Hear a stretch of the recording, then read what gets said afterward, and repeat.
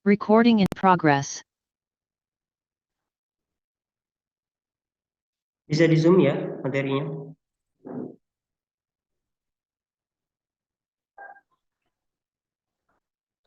Maaf Pak, nggak bisa saya. Ini komputer saya nggak bisa ini. Kesulitan. Baik, tapi ini bisa dilihat ya. Di yang lain juga bisa ya. Baik, next.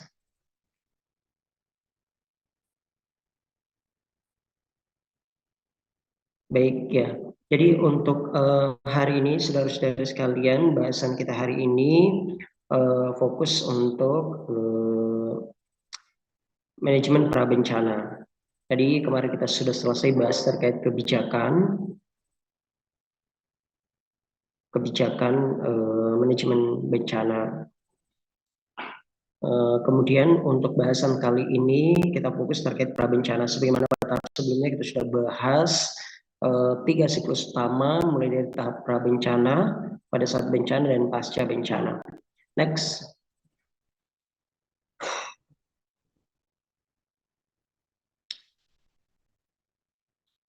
Lanjut.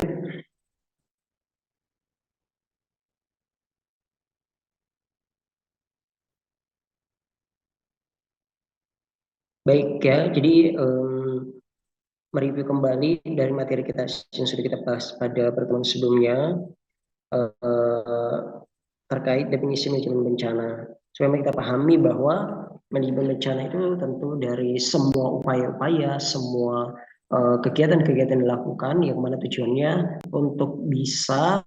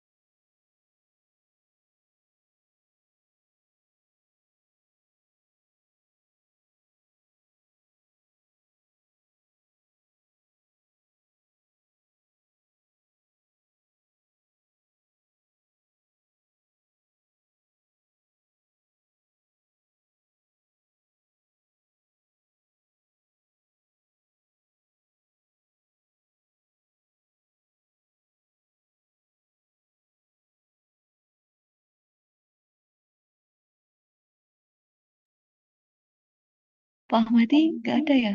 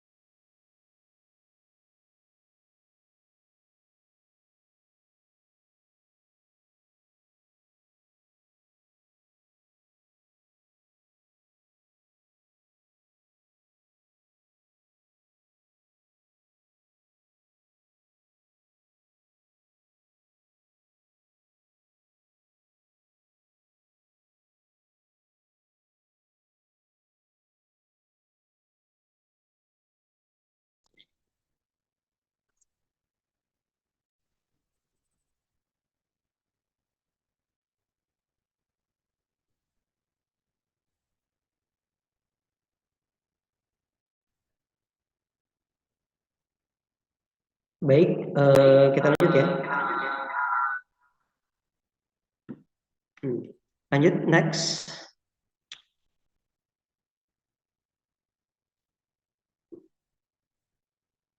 Ya, baik. Jadi ini tahapan yang sudah pernah kita bahas sebelumnya. Dari 3 siklus utama ini, kemudian mencakup beberapa tahapan lebih spesifik lagi, mulai dari pencegahan sampai pemulihan. Next. Lalu kemudian kita lihat di siklus ini, jadi kalau kita lihat ya, antara bencana, di situ kita lihat pembagian. Jadi bagian sebelum terjadi bencana di sebelum terjadi bencana itu bagian konsep pencegahan dan mitigasi dan kemudian kesiapsiagaan. Lalu ketika terjadi bencana maka apa yang dilakukan tentu adalah upaya tanggap darurat. Nah, pasca bencana kemudian dilanjutkan upaya pemulihan. Ini sebenarnya siklus terus berputar. Next. Nah, kalau kita lihat pada gambar ini sebenarnya menjabarkan bagaimana seberapa besar porsi pada setiap tahapan tersebut. Kalau kita lihat di sini kan terbagi 3 ya. Jadi ada prabencana, bencana, dan pasca bencana. Dan di situ juga sudah dituliskan spesifik untuk masing-masing kegiatan. Nah, kalau kita lihat gambar ini, sebenarnya pada setiap tahapan itu upaya-upaya ini ada. Nah, seperti kalau kita contohkan misalnya untuk pencegahan dan mitigasi. Pencegahan dan mitigasi sebenarnya bukan hanya ada pada untuk prabencana saja, tapi pada saat bencana maupun pasca bencana ada. Hanya saja porsinya sebelum terjadi bencana itu jauh lebih besar dan itu jauh lebih dominan dibandingkan dengan kegiatan-kegiatan lain seperti pemulihan. Nah, karena kalau kita lihat ya, pasca bencana itu juga ada upaya pencegahan dan mitigasi. Nah, kenapa ada? Karena ini kan tentu untuk siklus berikutnya. Bagaimana upaya untuk mencegah kemungkinan-kemungkinan terjadinya bencana berikutnya atau untuk bisa meminimalkan risiko pada bencana-bencana berikutnya.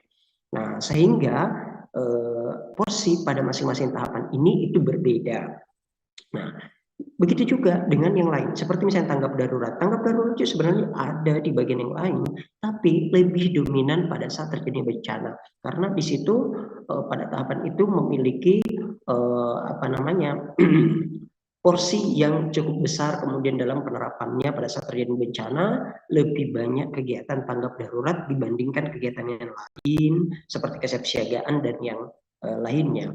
Tapi bukan berarti kegiatan-kegiatan yang lain seperti pencegahan nggak ada, ya tetap ada, tapi bagaimana upaya pencegahannya itu ya dia tidak lebih dominan dibandingkan tanggap darurat. Pencegahan ya tetap ada, pencegahan apa yang dilakukan. Nah, pada saat terjadi bencana tentu ada banyak ya, termasuk kalau kita lihat ya bagaimana kemudian dampak tidak semakin besar itu termasuk adalah bagian dari pencegahan juga.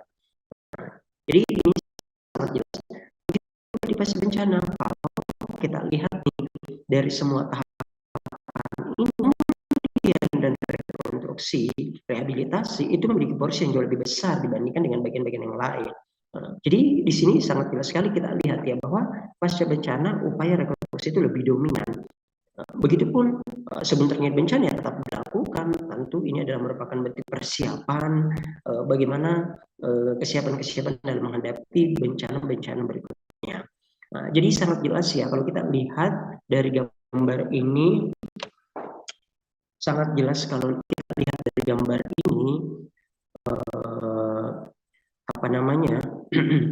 sangat jelas sekali bagaimana perbedaan porsi pada setiap tahapan tersebut. Next. Nah, di sini juga ada ya kesamaan dengan yang siklus yang tadi, yang pada intinya kalau kita lihat ya tahapan untuk pencegahan, rencana mitigasi, kontingensi itu berada sebelum bencana. Kemudian pasca bencana, pada saat terjadi bencana, maka tentu perlu dilakukan kajian kilat. Nah, nanti ada materi kita di pertemuan kelima ya kalau nggak salah, bagaimana terkait perencanaan kebutuhan. Nah, ada bagian ini itu nantinya ya tentu harus bisa segera melakukan kajian kilat terhadap kebutuhan-kebutuhan, terhadap dampak yang terjadi, sehingga pemenuhan sumber daya itu bisa disesuaikan dengan kebutuhan yang ada. Next. Nah, ini kemarin sudah saya singgung ya pada pertemuan kemarin terkait pada setiap tahapan ini secara spesifik. Untuk kesempatan ini kita akan fokus di bagian prabencana sesuai dengan topik kita hari ini. Jadi nanti akan kita bahas terkait situasi tidak ada bencana dan situasi terdapat potensi bencana.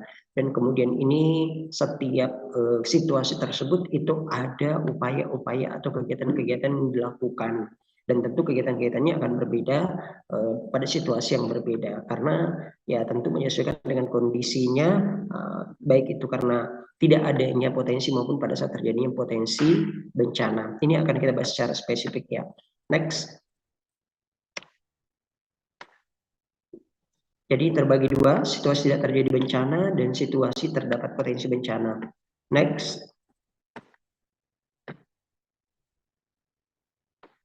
Nah, sebagaimana disampaikan bahwa situasi tidak terjadi bencana.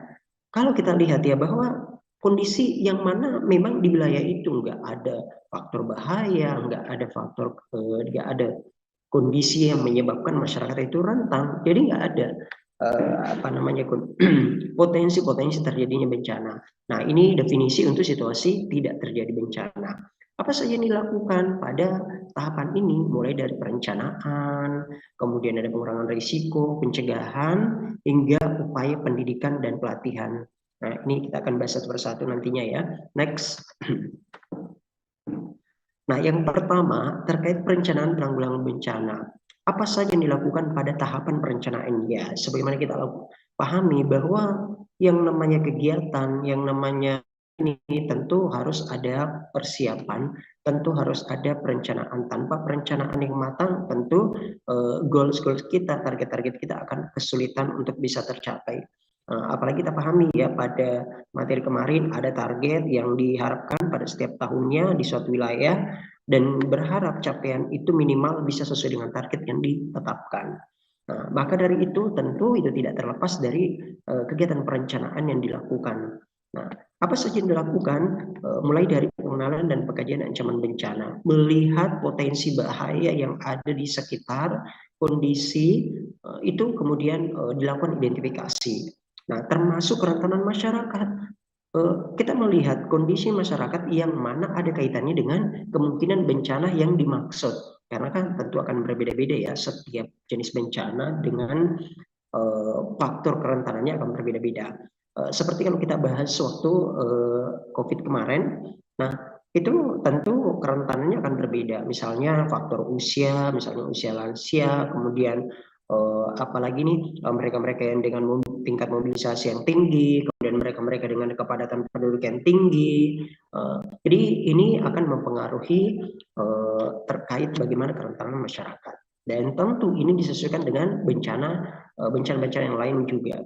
Kemudian analisis kemungkinan dampak bencana. Nah, ini tentu akan ada pengkajian. Sebenarnya terkait analisis risiko juga ya. Nanti akan ada materi spesifik yang akan disampaikan oleh Pak Dadi ya, SKUTS insya Allah. Kemudian pilihan tindakan pengurangan risiko bencana, ada beberapa alternatif yang kemudian kita bisa pilih bagaimana untuk bisa meminimalkan risiko yang kemungkinan bisa terjadi dari bencana-bencana yang berpotensi terjadi di wilayah itu.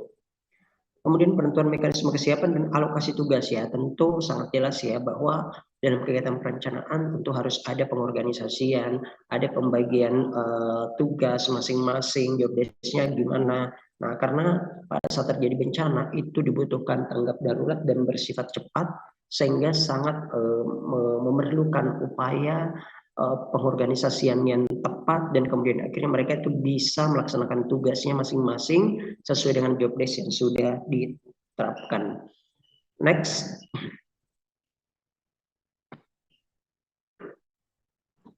Yang kedua adalah pengurangan risiko bencana. Tentu ini juga sangat penting. Bagaimana untuk bisa mengurangi risiko kemungkinan terjadi bencana? Ya, kalaupun bencananya itu terjadi ya, tapi kita bagaimana agar bisa meminimalkan atau mengurangi risiko yang kemungkinan bisa terjadi terjadi kalau bencana itu memang benar terjadi. Nah, jadi kalau kita lihat upaya yang dilakukan mulai dari identifikasi terkait risiko bencana apa saja di wilayah itu yang kemudian emang berisiko untuk menimbulkan bencana di wilayah itu. Termasuk misalnya kalau kita berbicara misalnya bencana sosial, apakah memang karena ada problem atau gesekan satu sama lain di antara kelompok masyarakat, nah itu juga bisa menjadi problem.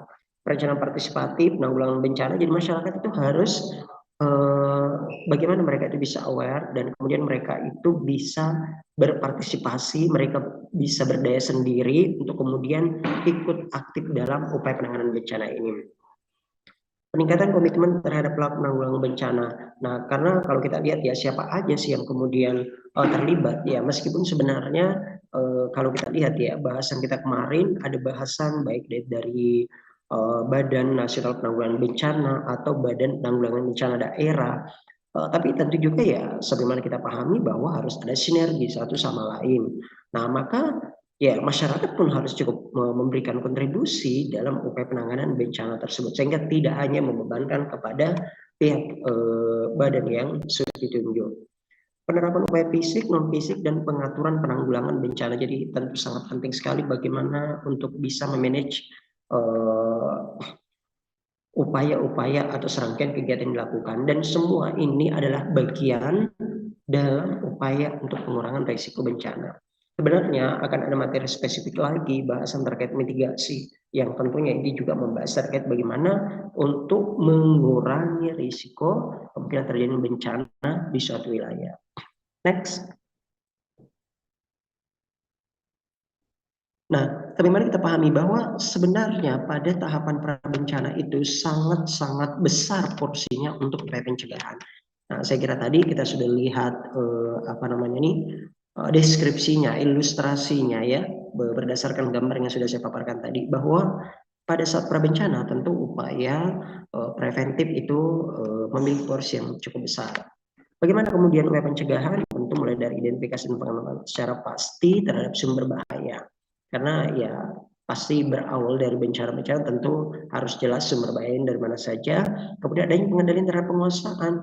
Karena kalau kita lihat, nah itu seperti yang saya sampaikan pada pertemuan kemarin, mungkin banyak kayak mereka-mereka yang hanya mengutamakan kantong pribadi sehingga mereka itu dengan mudahnya menguruk sumber daya tanpa mempedulikan bagaimana keselamatan masyarakat, kemudian keseimbangan ekosistem yang ada di tempat wilayah mereka mengambil sumber daya. Akhirnya terjadi eksploitasi yang berlebihan. Nah, ini menjadi ancaman-ancaman bagi wilayah pada masyarakat yang ada di wilayah tersebut. Nah, maka tentu ini sangat perlu sekali upaya pengendalian terhadap penguasaan sumber daya tersebut. Pemantau penggunaan teknologi secara tiba-tiba atau berangsur seperti menjadi sumber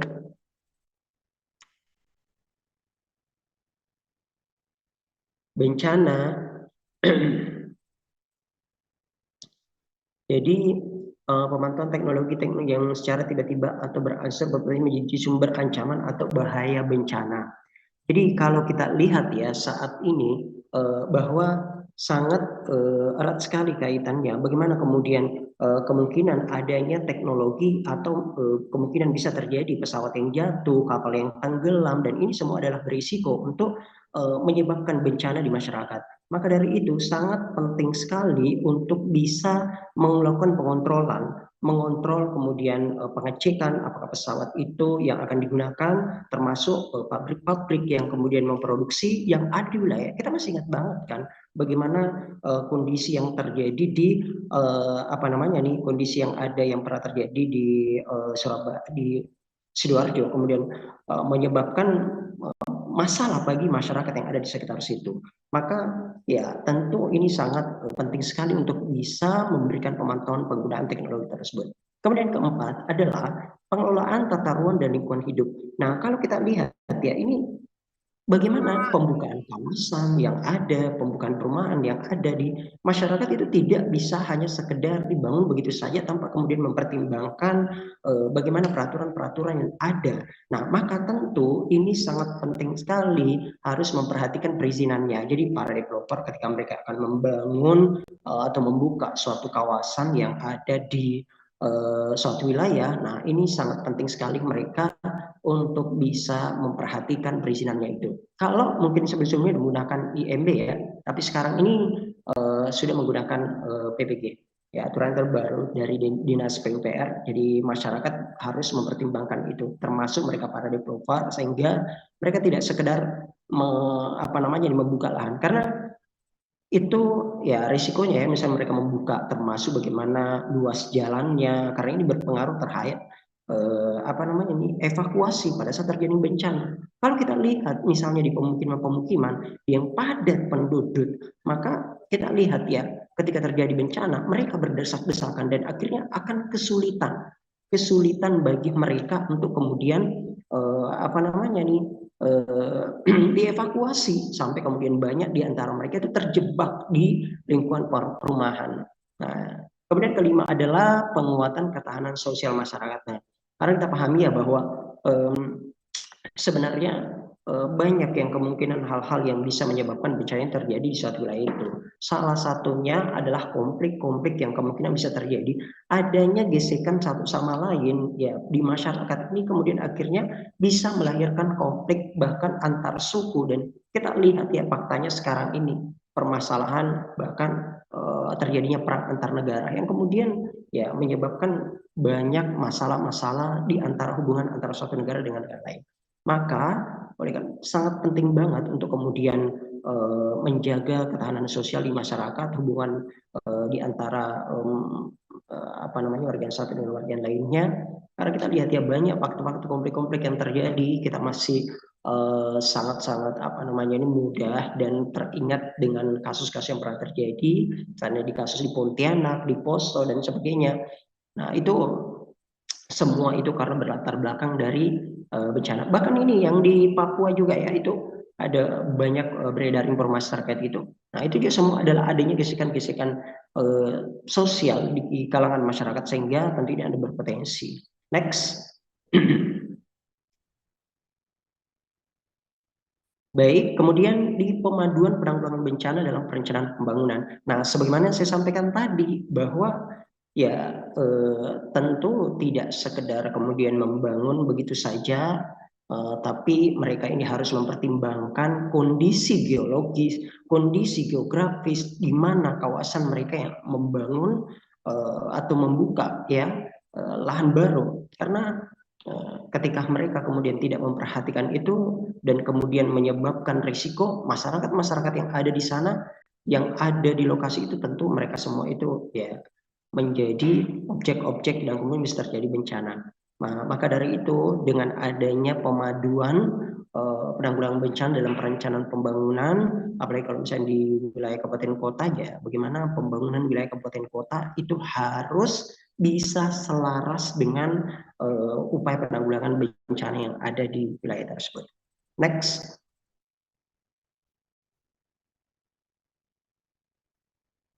Nah, selanjutnya terkait persyaratan analisis risiko bencana. Sebenarnya kalau kita mau mau ini ada nanti bahasan lebih spesifik lagi terkait persyaratan analisis bencana ini, nanti akan disampaikan di materi Pak Dadi ya setelah UTS insya Allah. Mesin saya memberikan sedikit gambaran terkait bagaimana sih analisis risiko bencana tersebut. Jadi sebagaimana dipahami sini bahwa setiap kegiatan pembangunan yang punya risiko tinggi yang menimbulkan bencana dilengkapi dengan analisis risiko bencana sebagai bagian dari usaha penanggulangan bencana sesuai dengan kewenangannya.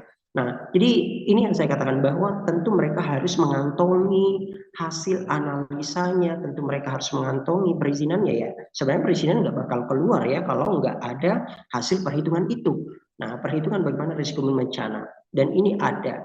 Ini pun sebagaimana yang saya sudah sampaikan kemarin di materi kemarin itu ada. Jadi dari BNPB itu semua sudah dibuatkan dalam pedoman ketentuan-ketentuan indikator-indikator yang harus diikuti, yang kemudian diperhatikan pada saat pembangunan atau pembukaan suatu kawasan. Nah, makanya dituliskan ditetapkan oleh Badan Nasional Penanggulangan Bencana.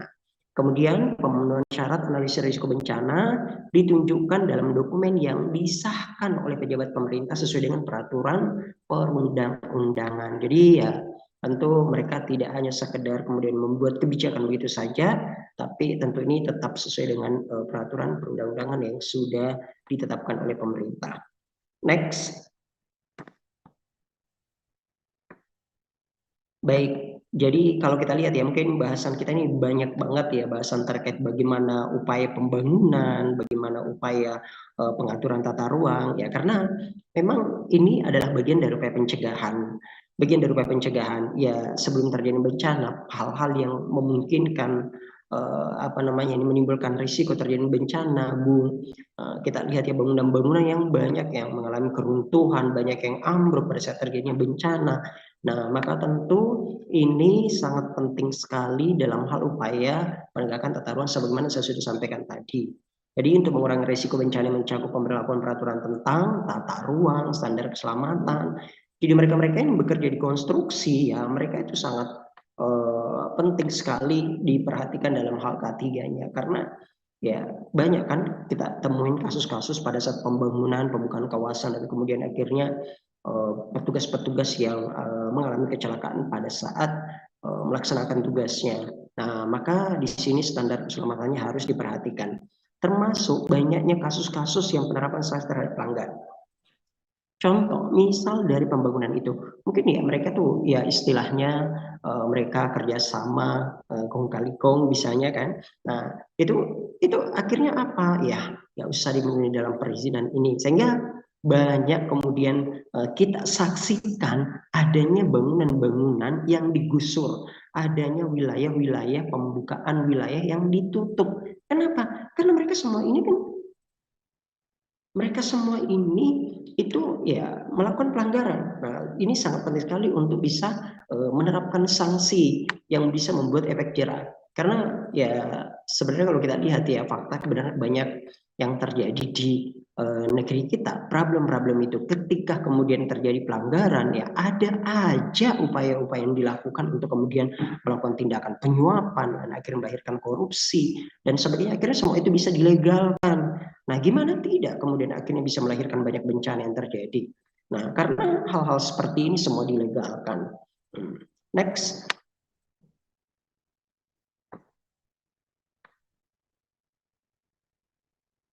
Nah, ini kemudian jadi upaya situasi terdapat potensi bencana sebagaimana tadi bahwa meliputi dari kegiatan kesiapsiagaan, peringatan dini dan mitigasi. Untuk bahasan mitigasi nanti itu akan ada di materi pertemuan kita selanjutnya. Di sini juga saya paparkan sedikit terkait kesiapsiagaan ya. Tapi sebenarnya pasca UTS nanti akan ada materi lebih spesifik lagi terkait kesiapsiagaan yang akan dibawakan oleh Pak Dadi insya Allah setelah UTS. Tapi sih memberikan saya sedikit gambaran terkait bagaimana upaya kesiapsiagaan tersebut. Next.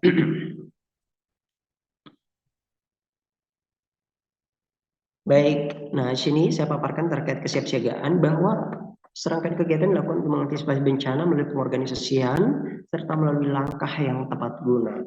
Nah, karena bagaimana kemudian kita bisa menilai suatu wilayah itu termasuk siaga?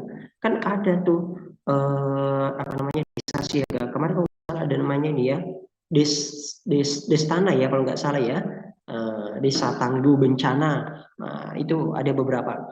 Itu semua istilah-istilah itu sebenarnya ya akarnya di sini untuk bisa memastikan bahwa apakah benar-benar ya wilayah itu termasuk tangguh, apakah masyarakatnya itu termasuk sudah siaga dalam menghadapi bencana. Nah, untuk bisa mengukur ini ya tentu dari serangkaian kegiatan yang dilakukan untuk kemudian bisa menilai apakah benar-benar masyarakat atau wilayah itu bisa siap siaga. Tentu kita bisa melihat ya baik dari sisi sumber dayanya yang ada. Kalau kita berbicara mengenai sumber daya ya baik dari sumber daya manusianya, kemudian fasilitas yang ada, termasuk pendanaan, anggaran. Nah, itu semua penting ya. Kita lihat sekarang waktu pandemi kemarin itu kita banyak ya lihat ya bagaimana masyarakat kemudian akhirnya banyak yang mengklaim sebagai kampung tangguh, desa tangguh dalam menghadapi COVID. Nah, karena ini semua adalah upaya-upaya yang dilakukan, sebenarnya bagian dari upaya manajemen bencana. Next.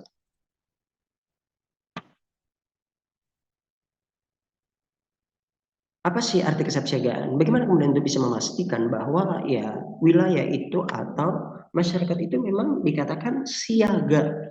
Nah, ada beberapa indikator yang bisa digunakan. Yang pertama adalah mampu mengenali ancaman dan memprediksi sebelum terjadi bencana. Nah, sebenarnya kalau ini ya luar biasa banget kalau memang memiliki kemampuan dalam hal ini ya. Kalau kita lihat di negara-negara maju, mereka itu semua ya banyak yang sudah bisa membuat seperti ini. Mereka sebenarnya Indonesia juga sudah ada beberapa ya. Ya, jadi kita perlu berharap ya ke depannya bagaimana kemudian upaya-upaya apa namanya nih untuk bisa mengidentifikasi, bisa memprediksi kemungkinan terjadinya bencana. Nah, itu bisa memberikan informasi sedini mungkin. Nah, jadi kalau wilayah itu bisa mengenali, bisa memprediksi kemungkinan terjadi bencana. Nah, ini juga menjadi salah satu indikator. Tapi bukan hanya ini ya, tentu harus bisa melihat indikator-indikator lain. Bisa mencegah bencana jika mungkin. Kalau mungkin yang terkait bencana alam ya, sebagian besar itu merupakan kondisi yang tak terduga. Namun di sini pentingnya adalah bagaimana mereka itu bisa meminimalkan risiko, ya minimal bisa mengurangi risiko atau dampak yang terjadi kalaupun mungkin mereka tidak bisa mencegah sama sekali gitu kan. Kemudian jika tidak mampu mengurangi, nah ini saya katakan, jika terjadi bencana mampu menanggulangi secara efektif. Nah, bagaimana kemudian akhirnya bisa pada saat terjadi bencana ini tim-tim yang sudah ditugaskan, pengorganisasian sudah dibentuk itu benar-benar bisa terlaksana dengan baik dan kemudian akhirnya penanganan bencana bisa berjalan efektif di wilayah tersebut. Nah, itu kalau kita lihat ya di pandemi kemarin, nah kita lihat bagaimana untuk setiap wilayah itu mereka ada satgasnya, ada satgas COVID, lalu kemudian ada apa namanya nih tugas-tugas yang harus mereka laksanakan setiap harinya, mengawasi dan kemudian membuat pelaporan, akan ada sangat banyak kegiatan-kegiatan mereka yang sudah lakukan. Nah, ini adalah upaya bagian yang dilakukan pada saat terjadi bencana agar ya kalau seperti COVID kemarin, bagaimana agar penyebarannya tidak semakin berlanjut gitu. Kemudian indikator yang penting juga untuk bisa menilai bahwa wilayah atau masyarakat itu dikatakan siaga manakala setelah bencana itu mereka mampu pulih kembali. Nah, bukan hanya sekedar kemudian menunggu larut ya, larut kemudian mereka hanya menunggu ya bagaimana nih ke depannya. Ya nggak mungkin mereka hanya akan berkumpul di tempat pengungsian tanpa kemudian mereka berpikir mau ngapain gitu kan. Nah, tapi bagaimana mereka ini bisa segera bangkit, bisa segera pulih pada saat terjadinya bencana, mereka bisa segera melakukan berbagai upaya-upaya yang bisa dilakukan sehingga mereka bisa segera bangkit kembali pasca bencana tersebut. Next. Nah, kemudian kegiatan kesiapsiagaan ada beberapa langkah-langkah atau kegiatan yang dilakukan pada kegiatan kesiapsiagaan ini. Yang pertama adalah penyusunan dan uji coba rencana penanggulangan kedaruratan bencana. Jadi tentu harus ada uji kelayakan ya pada setiap tahapan-tahapan, pada setiap aturan atau mekanisme yang sudah ditetapkan, tentu harus ada uji kelayakan. Kemudian kedua adalah pengorganisasian, pemasangan dan pengujian sistem peringatan dini. Ya, kalau mau dibilang sebenarnya ini sudah sangat sering ya dilakukan. Hanya saja memang menjadi problem di negeri kita ini seperti yang saya sampaikan sebelumnya. Nah, terkadang kita pasang informasi peringatan dini hari ini besoknya hilang. Nah, jadi banyak juga ya emang yang punya tangan-tangan jahil untuk kemudian akhirnya bisa menghilangkan itu. Padahal tujuannya apa? Ya tujuannya itu bisa memberikan peringatan dini kepada masyarakat. Tapi ya ada aja tangan-tangan jahil yang kemudian akhirnya bisa merusakkan atau menghilangkan dari informasi-informasi yang sudah dipasang tersebut. Nah, kemudian ketiga adalah penyediaan dan penyiapan barang pasokan, pemenuhan kebutuhan dasar. Jadi terkait penyediaan dan penyiapan barang pasokan pemenuhan kebutuhan dasar ini sebenarnya nanti akan ada materi kita lebih spesifik lagi di pertemuan kelima insya Allah terkait perencanaan kebutuhan dasar. Nah itu nanti akan ada materi lebih spesifik itu ya. Jadi sangat penting sekali untuk bisa memikirkan bagaimana menyediakan ini sejumlah orang, berapa orang yang ada di wilayah itu yang terdampak bencana, kemudian mereka itu apa saja. Nah, mereka ini semua ya harus dibuat kajian kilat. Kemudian pengorganisasian, penyuluhan, pelatihan, dan gladi tentang mekanisme tanggap darurat. Nah, saya masih ingat ya, jadi mungkin kalau tim-tim yang bertugas itu ada namanya tim pelatihan ya untuk rapid emergency, bagaimana kemudian untuk bisa apa namanya nih ada pelatihan bagaimana kewaspadaan, bagaimana persiapan mereka sebelum terjadi bencana, mereka diedukasi alur-alur mekanisme terkait bagaimana juknis pada saat pelaksanaan terjadi bencana. Nah itu ada, jadi ada salah satu ya kalau terjadi bencana biasanya gini, salah satu aturannya kalau misalnya di wilayah mulai terjadi bencana kemudian di masyarakat ada yang teriak-teriak tolong tolong tolong gitu kan, itu sebenarnya bahkan itu kadang dihiraukan ya dibandingkan mereka yang mungkin tidak bisa bergerak sama sekali dan nggak bisa berdaya, itu jauh lebih diutamakan dibanding mereka ini yang masih bisa teriak-teriak, masih bisa ini artinya kan masih bisa berdaya gitu kan dibandingkan mereka yang hanya bisa terkulai dan kemudian akhirnya menunggu. Nah itu jadi ada prioritas-prioritas yang dilakukan. Nah ini semua diberikan pada saat pelatihan ya. Saya masih ingat dulu saya pernah mengikuti pelatihan terkait itu. Jadi kita tidak hanya sekedar apa namanya nih melakukan evakuasi begitu saja, tapi ada prioritas yang dilakukan. Jadi kita tentu harus melihat mana yang harus diprioritaskan dari korban-korban yang ada. Kemudian penyiapan lokasi evakuasi. Penyiapan lokasi evakuasi ya sebenarnya kalau di setiap wilayah itu mesti memang harus ada ini ya.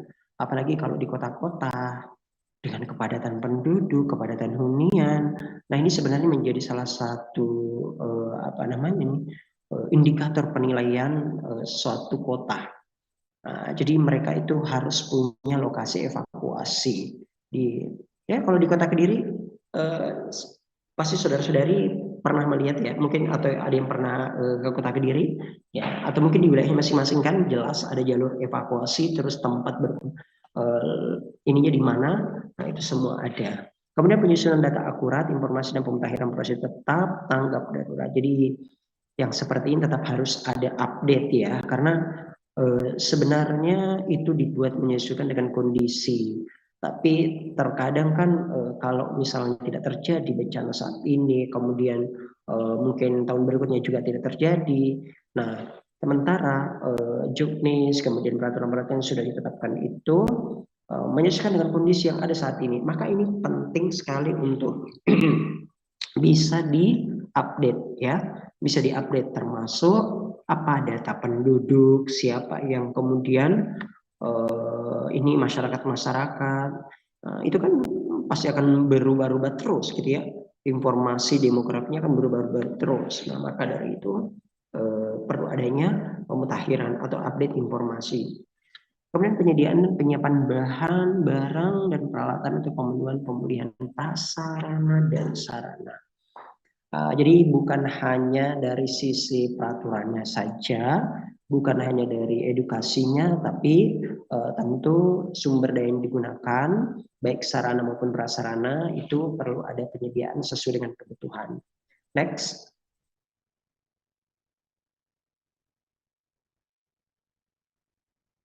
Nah ini untuk tahap kesiapsiagaan. Kalau kita lihat ya untuk tahap kesiapsiagaan sini ada 9 tahapan ya. Tadi ada 9 kita dalam tahap kesiapsiagaan mulai dari penilaian risiko atau risk assessment, kemudian ada perencanaan siaga, kemudian mulai mobilisasi sumber daya. Nah ini juga ya bagaimana kemudian bisa mobilisasi sumber daya yang ada, apalagi ketika misalnya terjadi bencana, itu akan pasti lebih rumit gitu ya, tanpa memperhatikan jalur-jalur distribusi yang tepat. Nah itu juga tentu harus ada pendidikan dan pelatihan, jadi training maupun education yang diberikan kepada masyarakat. Jadi ini tentu harus dipertimbangkan. Harus ada koordinasi, mekanisme responnya bagaimana, kemudian upaya peringatan dini. Nah ini kemudian 9 bagaimana bisa memberikan gladi. Jadi bukan hanya untuk tim ya, sebenarnya ke masyarakat pun itu harus ada. Di masyarakat pun harus bisa memberikan gladi, pelatihan bagaimana ketika terjadi bencana, maka bagaimana upaya-upaya mereka lakukan. Tidak kemudian hanya sekedar teriak begitu aja, tidak hanya sekedar bisa berlarian begitu aja, tapi ya mereka tahu ya apa yang mereka bisa lakukan, bahkan mereka bisa waspada masing-masing, sehingga bisa mereka memahami bagaimana mekanisme. Kalau kita lihat ya pada setiap acara-acara pasti akan selalu diberikan bagaimana sih kemudian pada saat terjadi bencana, apa yang harus kita lakukan gitu kan, pada kondisi-kondisi apa terjadi bencana di suatu kegiatan misalnya, pasti akan ada informasi seperti itu. Nah sebenarnya ya itu bukan hanya untuk seperti itu ya, di masyarakat pun itu sangat penting sekali untuk bisa memberikan edukasi pada mereka. Jadi bisa mungkin di tingkat RT ataupun RW, nah itu bisa membuat semacam pelatihan ya kepada masyarakatnya, ketika terjadi bencana, maka bagaimana ini. Oh di sekolah-sekolah itu bahkan ada edukasi misalnya di lapangan untuk anak-anak sekolah, sehingga mereka pada saat terjadi bencana mereka bisa diarahkan apa yang mereka bisa lakukan. Nah itu adalah bagian dari tahapan gladi atau simulasi. Next.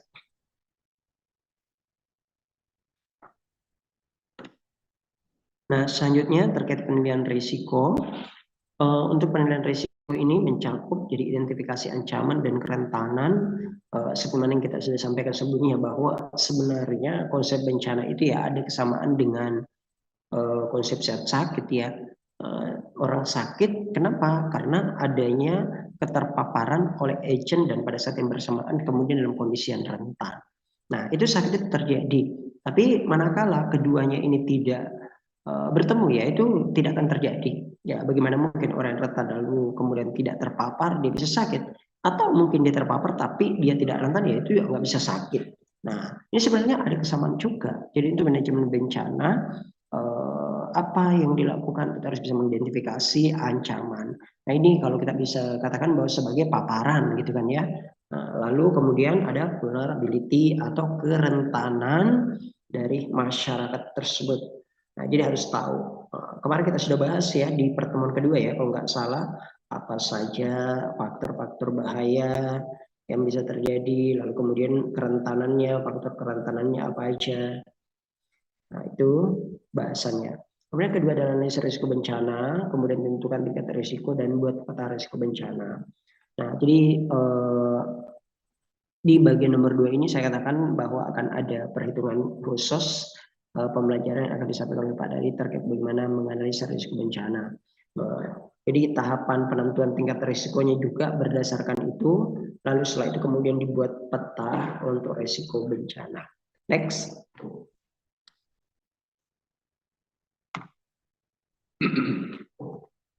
Nah, jadi yang kedua ini adalah rencana kontingensi. Kalau kita lihat ya untuk rencana kontingensi, apa yang dilakukan? Jadi semacam kita bikin skenario gitu ya. Semacam kita bikin skenario terjadi bencana X, bencana apa misalnya. Nah setelah itu kemudian kita bikin skenario-nya, lalu kemudian ya seakan-akan bencana itu terjadi, apa yang dilakukan pada saat itu. Nah ini tahapan-tahapannya. Tentukan satu jenis ancaman, jadi bisa mengidentifikasi jenis ancaman. Lalu kemudian buat skenario-nya, karena adanya ancaman ini kan ya sudah berisiko kemudian terjadi bencana. Nah, lalu bagaimana kemudian ketika terjadi bencana ini bisa dibuat dalam bentuk satu skenario. Nah, setelah itu kita kemudian membuat kebijakan bagaimana penanganannya kalau misalnya benar-benar terjadi. Nah, kita melakukan pengkajian kebutuhan. Pengkajian kebutuhan tentu harus diupdate sesuai dengan kebutuhan dari masyarakat yang ada. Nah, di materi pertemuan kelima nanti akan ada terkait bahasan pemenuhan kebutuhan. Inventarisasi sumber daya. Nah, ini sebenarnya kalau kita lihat ya disesuaikan untuk wilayah masing-masing. Nah, karena tentu di setiap wilayah itu punya sumber daya yang berbeda. Bahkan kalau memungkinkan misalnya terjadi pada wilayah tertentu saja dan kemudian di wilayah lain itu mungkin tidak terjadi, nah maka ini bisa lakukan kerjasama. ya, melakukan kerjasama, lalu kemudian bisa menginventarisasi sumber daya yang ada di suatu wilayah. Kemudian yang keenam adalah membuat perencanaan setiap sektor, karena kita tahu ya bahwa untuk suatu problem atau suatu bencana itu tidak hanya melibatkan satu sektor saja, tapi tentu ini bisa melibatkan banyak sektor. Nah, kalau kita berbicara mengenai pandemi kemarin ya bukan hanya dari sektor kesehatan ya, tapi juga ada di sektor yang lain yang turut berkontribusi dalam upaya penyiapan sumber daya. Membuat perencanaan setiap sektor, lalu kemudian uji kaji dan mutakhirkan data. Nah, jadi harus selalu bisa diupdate informasi yang di-share ya. Next.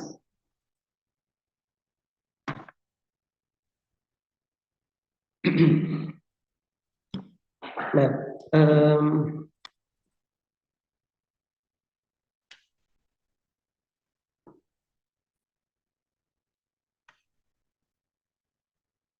baik, untuk mobilisasi sumber daya. Nah, ini sebagaimana saya sampaikan ya, bahwa tentu mungkin di suatu wilayah, mungkin mereka tuh nggak punya misalnya untuk alat itu, ya sarana itu, tapi mungkin di wilayah lain itu ada. Nah, maka di sini perlu adanya kerjasama. Nah, makanya di situ saya inventarisasi semua sumber daya yang dimiliki oleh daerah atau sektor di wilayahnya apa saja. Nah, setelah itu identifikasi sumber daya yang tersedia dan siap digunakan. Nah, karena mungkin kalau kita lihat ya dari sumber daya atau sarana yang ada di suatu wilayah, nah mungkin ada beberapa yang mungkin ada sudah mengalami kerusakan dan butuh maintenance. Nah, maka tentu ini harus bisa melihat potensi-potensi yang lain yang ada mungkin di wilayah selain wilayahnya itu, sehingga bisa melakukan kerjasama. Makanya bagian ketiga ini mengidentifikasi sumber daya dari luar yang dapat dimobilisasi untuk keperluan darurat. Misal nih, kalau di kota Kediri ya terjadi bencana dan kemudian nggak ada alat itu, tapi misalnya adanya di Tulungagung, adanya di Nganjuk atau di wilayah lain gitu kan.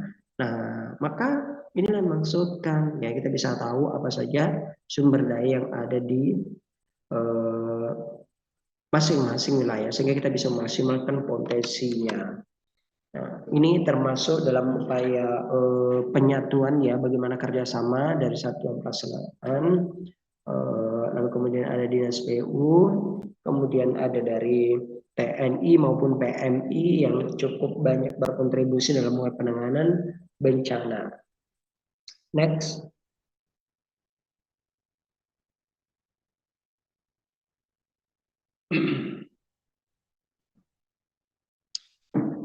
Nah, kalau kita lihat ya bahwa di poin ini terkait pendidikan dan pelatihan, sebenarnya ini kalau kita mengingat ya kasus-kasus bencana yang sudah pernah terjadi, nggak perlu jauh-jauh ya. Ini di Aceh kita tahu ya pada tahun 2004 yang nggak salah terjadi tsunami yang benar-benar melumpuhkan ya wilayah itu dan dampaknya luar biasa sekali. Nah, maka kemudian diperlukan upaya bagaimana untuk bisa memberikan pendidikan dan pelatihan kepada masyarakat yang ada. Nah, kalau kita lihat di sini bahkan di sekolah-sekolah mereka itu dibuatkan pelatihan, mereka sampai buat buku ini ya, seperti yang saya sampaikan ini di gambar. Jadi itu merupakan suatu buku yang dikembangkan untuk kemudian bisa memberikan edukasi kepada anak-anak sekolah. Ya mungkin kalau kita seperti ini sangat-sangat beruntung ya bisa mendapatkan informasi terkait bencana ini. Tapi kalau mungkin untuk anak-anak sekolah atau mungkin yang tidak berkecimpung di di dunia bahasan terkait ini, maka tentu mereka akan kesulitan. Nah, maka dari itu sangat penting untuk bisa memberikan edukasi kepada mereka. Jadi pelatihannya baik secara individu maupun manajerial, kemudian teknis operasional harus bisa disesuaikan dengan bentuk-bentuk pendidikan dan pelatihan yang diberikan kepada masyarakat, terutama untuk anak-anak mungkin merancana. Kita masih ingat banget ya, misalnya daerah-daerah yang seperti yang pernah terjadi di Aceh ini sampai dibuatkan buku khusus seperti ini, panduan pendidikan pasca bencana bagi anak-anak pesisir. Next.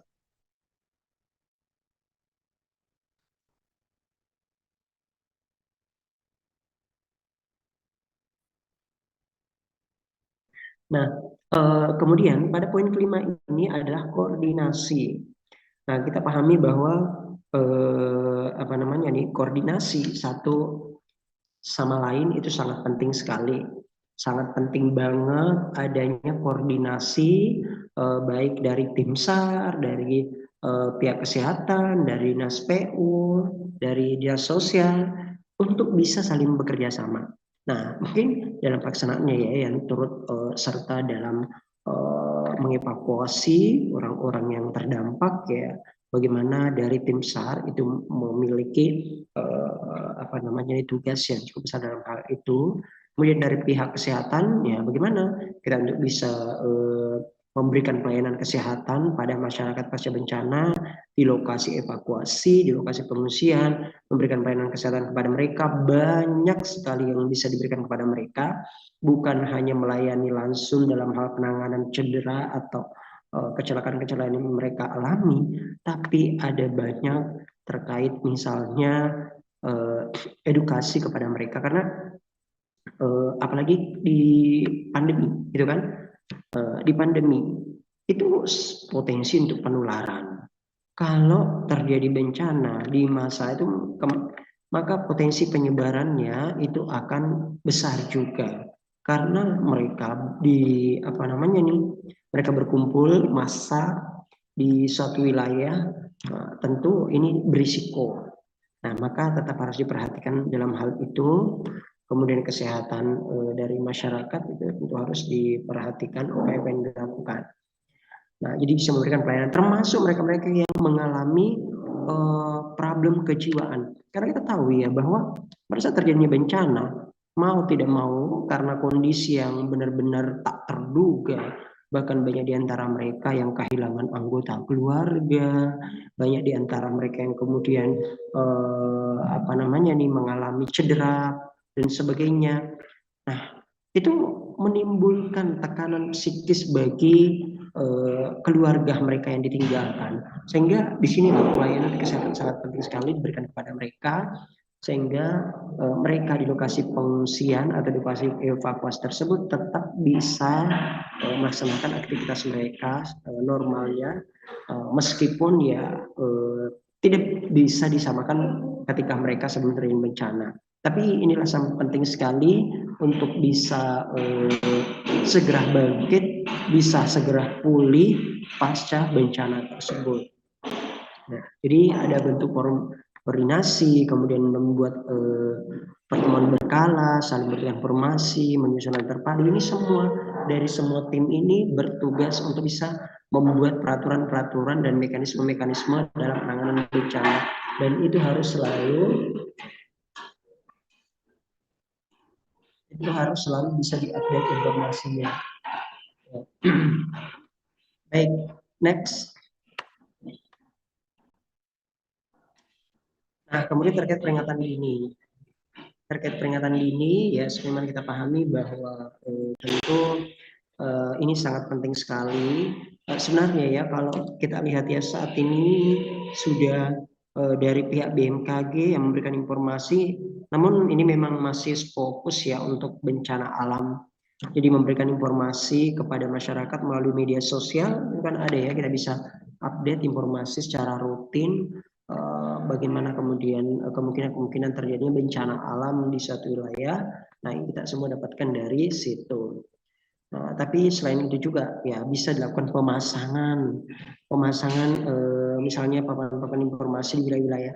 Kalau kita berjalan tuh misalnya kita ke Batu, ke Malang, itu kan, dan wilayah-wilayah yang memiliki risiko terjadi ini bencana. Nah, itu mereka semua pasang seperti itu ya. Seperti kalau kita lihat ya di Malang, di Batu itu ada mereka pasang papan-papan informasi di sini, kemudian rawan longsor, di sini rawan kecelakaan dan sebagainya. Itu semua adalah bentuk-bentuk upaya peringatan dini yang diberikan kepada masyarakat sehingga mereka ini bisa waspada. Nah, upaya apa mereka lakukan? Tentu memberikan pengetahuan tentang risikonya, kemudian mereka tentu harus bisa melakukan pemantauan kepada masyarakat, termasuk diseminasi informasi ya, penyebar luasan, dan kemudian bisa merespon ketika ada informasi-informasi yang kemudian beredar di masyarakat. Terutama informasi-informasi yang kalau mau dibilang ya kejadian bencana itu sering sekali banyak berita-berita yang dibuat ya viral, dan kemudian informasi-informasinya banyak juga tidak sesuai dengan kondisi itu. Nah, itu banyak berita-berita hoax yang beredar, itu juga bisa menjadi problem, sehingga informasi-informasi sangat penting bisa diperhatikan untuk bisa menghindari informasi-informasi yang tidak sesuai dengan kondisi yang ada. Next.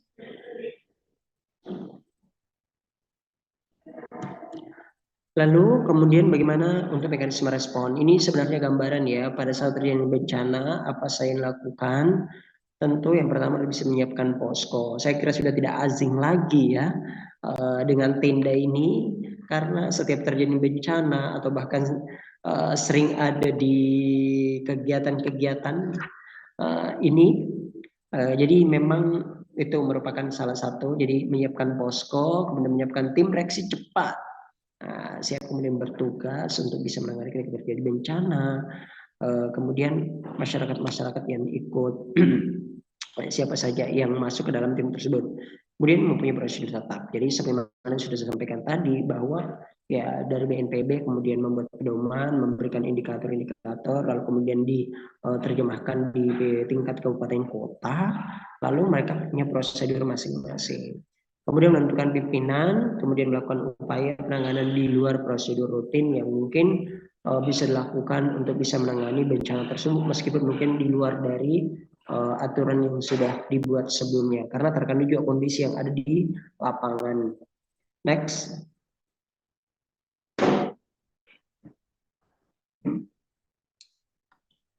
Nah, kemudian manajemen informasi. Manajemen informasi, jadi kita menciptakan sistem informasi yang mudah diakses.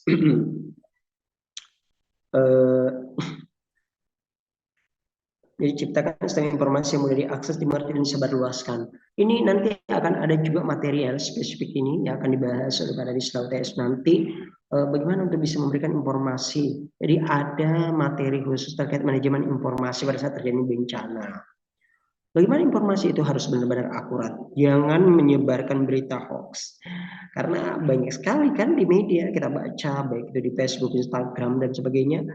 Ketika terjadi bencana, beredarlah informasi-informasi. Tahu-tahunya ternyata itu bencana sebelumnya. Tapi kemudian dibuat besar-besarkan dan membuat masyarakat banyak yang panik. Nah, banyak yang resah juga. Oh ya, berita-berita yang beredar kayak gini juga, gitu kan. Nah, jadi ini sebisa mungkin bisa memberikan informasi yang akurat, termasuk juga adalah timeline-nya. Jadi harus informasinya harus tepat waktu. Apalagi ketika terkait bencana ini, upaya untuk bisa bagaimana untuk bisa mengevakuasi, bagaimana kemudian bisa koordinasi satu sama lain, tentu itu harus benar-benar bisa tepat waktu. Kemudian dapat dipercaya ya, jangan sampai berita-berita yang disebarkan berita hoax. Mudah dikomunikasikan ke masyarakat.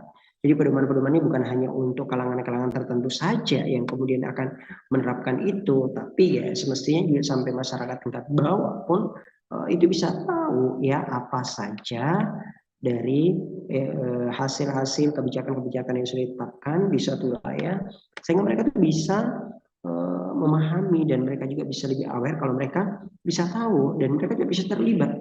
Kalau nggak ada seperti itu, ya mana mereka bisa tahu? Mereka hanya bisa menunggu dan kemudian bisa menyalahkan begitu saja kalau ternyata terjadi bencana. Karena apa ya? Pasti mengatakan bahwa ya saya nggak pernah mendapatkan informasi. Nah, ini bisa menyebabkan miss ya di kalangan masyarakat. Next.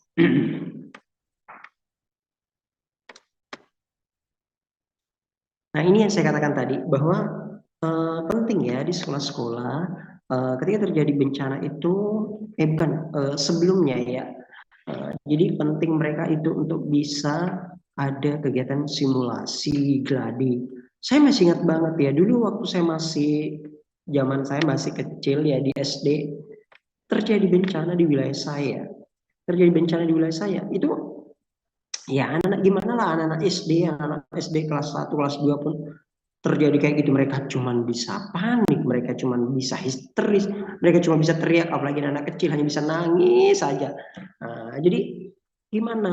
Nah, karena ini nggak ada edukasi, ya nggak ada edukasi sebelumnya. Jadi kita pun sudah tahu ya, kalau di sekolah-sekolah itu, kalau mungkin yang nggak masuk dalam mata pelajaran khusus, apakah bisa dibuatkan dalam suatu muatan lokal, atau bisa juga dibuatkan dalam kegiatan ekstra gitu kan. Ya, tapi intinya bagaimana ini harus bisa tersampaikan kepada anak-anak sekolah. Kenapa? Karena kita tahu sektor pendidikan di sekolah-sekolah, di kampus-kampus itu perkumpulan massa, anak-anaknya banyak, mahasiswanya banyak, anak sekolahnya banyak. Kalau terjadi apa-apa, itu sangat banyak bisa terjadi korban. Nah, maka dari itulah penting banget itu bisa memberikan edukasi kepada mereka di sekolah-sekolah. Nah, dibuat semacam pelatihan seperti ini. Saya aja dulu waktu sekolah belum pernah dapatkan yang kayak kayak gini ya.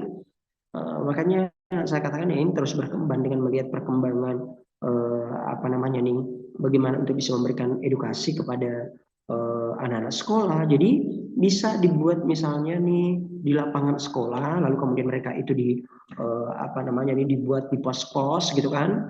Lalu kemudian mereka itu dibuat alur bagaimana alurnya ketika misalnya terjadi bencana, mereka mekanisme seperti apa. Nah, itu harus bisa diberikan edukasi melalui kegiatan geladi yang diberikan ya. Kalau memang nggak masuk ke dalam materi pelajaran, ya bisa dibuat dalam muatan lokal atau bisa juga dibuat dalam kegiatan ekstra kurikuler. Next, peringatan dini saya kira tadi ya sudah ada bahasan terkait itu. Next. Nah, kemudian, nah ini juga ya, jadi untuk kegiatan intinya pada kegiatan peringatan dini, bagaimana untuk bisa memberikan informasi kepada masyarakat sedini mungkin. Cuman jadi problem ya di masyarakat itu memang unik ya, masyarakatnya unik. Mendapatkan informasi, mungkin lagi ini kan ada berita nih, kemungkinan di wilayah kok dalam kondisi seperti ini. Nah, hal-hal yang membuat mereka heboh, viral, dan kemudian akhirnya apa? Mereka pada berdatangan di lokasi itu. Bukannya mereka itu malah mempersiapkan diri untuk kemudian evakuasi, mereka malah mendatangi lokasi-lokasi tersebut. Mereka berdatangan ke laut lah, mereka kemana lah. Ya gimana enggak, malah mereka jadikan semua buat jadikan konten. Ya Allah, gimana ya masyarakat. Tapi jadi problem ya jadinya di masyarakat kita seperti itu. Berikan edukasi, sudah berikan informasi oleh pihak yang berwenang. Nah, kemungkinan terjadi bencana di wilayah ini, harus bersiap-siap. Malah mendatanginya, rasa penasarannya. Masih teringat banget kan kasus yang pernah terjadi di Sulawesi itu. Itu sama yang pernah terjadi di Aceh juga. Dapat informasi, mereka malah penasaran, berkunjunglah ke laut, mereka pada melihat, mereka bikin foto-foto apa video. Ya Allah, malah kerjaan seperti itu. Terjadi tsunami, apa yang terjadi? Sudah disampaikan dengan baik, mesti ada persiapan. Hal-hal seperti ini mengancam jiwa, jangan sampai diremehkan. Nah, maka dari itu sangat penting sekali, harus diperhatikan jika ada informasi. Tapi ini yang paling penting ya, karena jangan sampai juga membuat masyarakat jadi resah gitu kan, panik, dan kemudian mereka itu berpikir, waduh, apa benar-benar ini terjadi nih. Nah, karena banyaknya berita-berita di media yang kemudian membuat banyak masyarakat resah dengan pemberitaan, sehingga mereka juga merasa kayak kurang percaya aja jadinya gitu ya dengan informasi yang disebarkan di media. Kenapa? Karena memang banyak sekali hanya membuat heboh informasi tersebut, sehingga masyarakat banyak yang resah. Nah, maka dari itulah penting sekali untuk bisa manajemen informasi dengan baik, sehingga mereka ini juga bisa mendapatkan informasi sedini mungkin, dan mereka bisa lebih siap siaga menghadapi kemungkinan akan terjadinya bencana. Baik, jadi saya kira itu ya untuk materi terkait mitigasi, insya Allah nanti kita akan bahas pada pertemuan selanjutnya. Untuk yang tugasnya hari ini kita nggak bisa evaluasi ya, karena kemarin kita baru kemarin kita baru melaksanakan perkuliahannya. Jadi di sini saya ingin menyampaikan aja untuk terkait penugasannya. Untuk yang hari ini kaitannya dengan materi kita hari ini ya, terkait upaya prabencana dalam hal pencegahan. Jadi kalaupun mungkin ini ya, biasa juga nanti kita lihat lagi apakah memungkinkan kita akan ada kode atau enggak.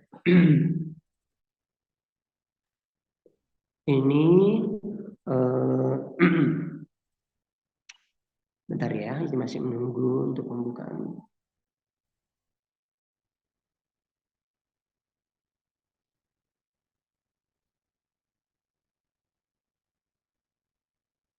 Baik, jadi sesuai dengan materi kita hari ini ya, terkait pencegahan. Nah, jadi ada sama aja dengan yang kemarin. Tentu kita harus yang pertama adalah memilih contoh bencana yang biasa terjadi di wilayahnya. Saya kira kemarin sudah ada ya. Jadi tinggal dilanjutkan aja gitu kan. Nah, pilih contoh bencana yang biasa terjadi di wilayahnya, lalu uraikan upaya pencegahan yang sudah diterapkan di wilayah tersebut. Nah, maksud saya gini, Anda harus bisa mengidentifikasi apa saja upaya pencegahan yang sudah dilakukan selama ini. Apa upaya yang dilakukan, dan ini kalau bisa Anda mendapatkan informasi ini harus jelas ya, karena banyak, saya nggak minta Anda mengarang apa upaya pencegahan yang dilakukan, bukan, tapi yang saya minta Anda menguraikan apa upaya pencegahan yang sudah diterapkan selama ini di wilayah tersebut untuk bencana itu. Nah, setelah itu Anda mengkritiki, memberikan kritikan terhadap upaya pencegahan tersebut. Nah, Anda berikan kritikan terhadap upaya pencegahan yang sudah ditetapkan tadi pada poin kedua. Lalu yang keempat ini baru dalam bentuk rekomendasi. Nah, Anda memberikan rekomendasi upaya pencegahan yang perlu dilakukan untuk mengantisipasi bencana berikutnya, untuk bencana tersebut. Nah, jadi misalnya yang pertama, saya Anda memilih banjir gitu kan di wilayah itu. Nah, terus yang kedua, Anda mengevaluasi, Anda menilai melihat, menguraikan apa saja upaya pencegahan banjir selama ini yang sudah diterapkan di wilayah tersebut ya. Nah, setelah itu yang poin ketiga, Anda mengkritiki, berikan kritikan terhadap upaya tersebut. Anda mengkritiki dari upaya pencegahan yang dilakukan terhadap banjir tersebut di wilayah itu. Lalu pada poin keempat, Anda memberikan rekomendasi bagaimana upaya pencegahan yang perlu dilakukan untuk mengantisipasi banjir mendatang, gitu kan? Nah, kalau bencananya banjir, gitu kan ya. Nah, jadi tolong disesuaikan masing-masing ya dengan wilayahnya. Dan saya berharap ini disesuaikan dengan kondisi real di lokasi saudara masing-masing ya. Jadi tentu akan ada dokumennya terkait itu ya. Jadi mohon diperhatikan itu agar bisa disesuaikan dengan kondisi wilayah masing-masing. Baik, saya kira itu ya untuk materi kali ini. Insya Allah kita tersisa 3 pertemuan lagi ya, 3 pertemuan lagi untuk bahasan manajemen bencana ini. Semoga bisa dimengerti apa yang saya paparkan tadi, termasuk penguraian tugasnya sehingga bisa dikerjakan sesuai dengan kita harapkan. Pastikan semua bisa by dokumen ya, maksudnya jelas Anda mengambilnya itu apakah memang dari peraturan wilayah itu atau di mana, sehingga jelas ya bahwa memang ini upaya yang dilakukan di wilayah itu. Baik, saudara-saudari, saya kira ini materi kita untuk hari ini. Sebelumnya saya ucapkan terima kasih atas partisipasi dalam perkuliahan hari ini. Semoga kita semua sehat-sehat dan bisa berjumpa lagi di pertemuan berikutnya. Kita masih ada 3 pertemuan lagi. Terima kasih. Saya akhiri pertemuan ini dengan ucapan alhamdulillahirobbilalamin. Subhanakallahumma wa bihamdik, asyhadu an la ilaha illa anta, astaghfiruka wa atubu ilaik. Assalamualaikum warahmatullahi wabarakatuh. Selamat sore. Waalaikumsalam warahmatullahi wabarakatuh. Saya izin lagi ya.